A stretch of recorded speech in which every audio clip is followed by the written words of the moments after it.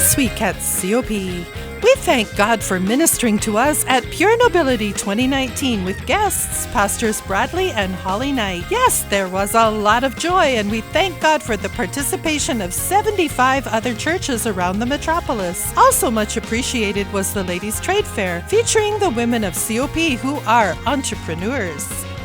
This week at COP, because of our missions giving, the Mighty Men in Uniform were able to see 535 military souls saved as they reached out to Marine soldiers and Army applicants. As well, 88 Marines were water baptized. This week at COP, our annual dance recital was Saturday morning, wrapping up a summer of intense work on the part of the dancers of all ages. It was 1986 that Brother Nordine, artistic director at Ballet Philippines CCP Dance School, danced into our worship services, and things have never been the same since. Year after year, the dancers hone their skills to stay world class, and more than that, to stay heaven class, as they lead us in God's praises. If you have an interest in joining dance ministry, please message Brother Anchit Perez, our ministry director. This week at COP, we rejoice once again with our members who have received a harvest from the Lord. The Medrano family praises God for their Hyundai Tucson. The Yabut family is rejoicing for the third branch of their motorcycle parts business. God is truly blessing them with expansion and growth. Angelica Salamat and Marty Garcia, New Life members, dedicated their Mitsubishi G4 to the Lord. They received this harvest from the Lord after being water baptized. That was then, this is now. The Labiano family of Main Campus dedicated their white Nissan Irvan to the Lord. From East Campus, Dino and Raquel Landingin dedicated their new condo to the Lord. And finally, Tita Manalastas and family dedicated their red Toyota Vios. This week at COP, our Open Heavens testimony, this time from East Campus. Ako po si Brother Rex Hua. Ako naman po si Sister Brenda. Actually po, alam ko na po yung tithing. Kasi po, since maliit pa po ako, nag-Christian na po kami. Kaya lang po, yung pagsunod, wala po doon. Talagang down na down po kami noon. Dati po kasi bike lang yung service ko eh.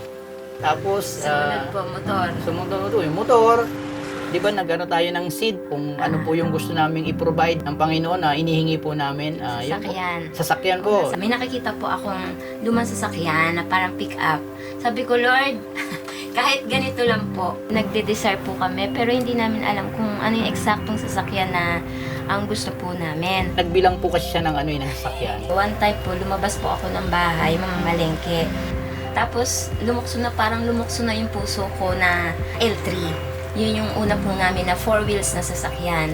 Nag-ipon po kami ng pang down payment sa sasakyan nung nagkasakit nanay ko, tapos kailangan ko ng panggamot. Nagamit po yung pera na pang down payment sana sa sasakyan. Pero God is good. The good news, down thing is next year po, nakabayad kami ng down payment sa sasakyan na malaki po yung naibigay namin. Na-provide namin.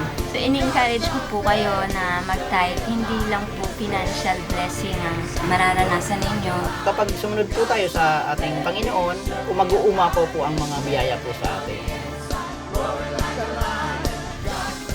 This week at COP, how would you like to get saved, water baptized, and healed all on the same day? Let's meet Brother Toto. He had a bad report from the doctor with a PSA reading of 8, where normal is 0 to 4. Being told that it was likely to be cancer, he decided to ask help from God. One of our choir members prayed for him and asked him to go to church on Sunday to ask the pastors to lay hands on him. Well, he went to church, gave his life to the Lord, and was water baptized along with his family. Then he went back to the doctor. The doctor said, "Ang lakas mo kay Lord, normal na lahat." The PSA reading was already 2. Truly, the Lord is good. For all of us, we do have water baptism every service at COP, and we have a special water baptism weekend coming up later this month. Let's do all we can to help the baby Christians follow the Lord in this first step of obedience. Coming up at COP next Sunday is our Grand Assembly with Pastor Sumrall. This is also the time for all leaders not only to come together as he teaches us, but for new leaders to be prayed for our Go groups. That's next Sunday, June 9 at 1 p.m. Coming up at COP, Revival Night is at North Campus Wednesday this week. That's June 5. See you there, North Campus. Coming up at COP, our Worship Our Wonderful God will be Wednesday, June 19 at Main Campus. Coming up at COP is the most anticipated career and business conference, Power Up Your Success 2019. Learn how to have a thriving business in the midst of changing Philippines. Be in the know about the latest emerging careers that will be in demand in the next decade. Improve your selling strategies and learn to hit your goal every time. Power Up Your Success is happening July 17, 18 from 7 to 9 p.m. and July 20 from 9 a.m. to 3 p.m. Invite your friends, peers, and office mates and let them know the real source of success. Register now for free via kasaganaan.com/conference. Coming up at COP, our Israel Tour 2020, filled with the joy of discovery as we explore the Bible together. One of our tour guides, Mika, was actually with us this week as he took his vacation in the Philippines. Some of our Israel Tour family grabbed the opportunity to fellowship with him. When you go to Israel with our tour, you'll become lifelong friends with your guide and your busmates. And most importantly, when you go to Israel, you draw closer than ever before to the Lord as He reveals His Word to you in very visual ways. Let's share with you once again the comments of some of our tour members this year. For anyone that wants to come to Israel, it's a must, especially it strengthens your faith as a Christian. And it could answer a lot of the questions that you have hanging in the Bible. When you can put yourself in that place and read the same thing, you're like, hey man, I've been there. Like, I know what it's like. I know what it feels like. I mean, when people used to be wearing robes during that time, they must have been really, really thick robes because it's so cold here. Yet I don't look like I'm feeling cold, but you know. Friends would laugh at me when I say that once you've been in Israel, there are places that the rest of the world doesn't matter anymore. You just want to keep going back to Israel over and over again. I'm looking forward to going back here someday. Sabi ko nga nun, twice lang ako, okay na ako eh. Pero 3 times pa ako, and there's really something that connects you to this land. As Christian, I cannot explain. Hindi ko alam kung bakit, but coming back here is like coming to a home.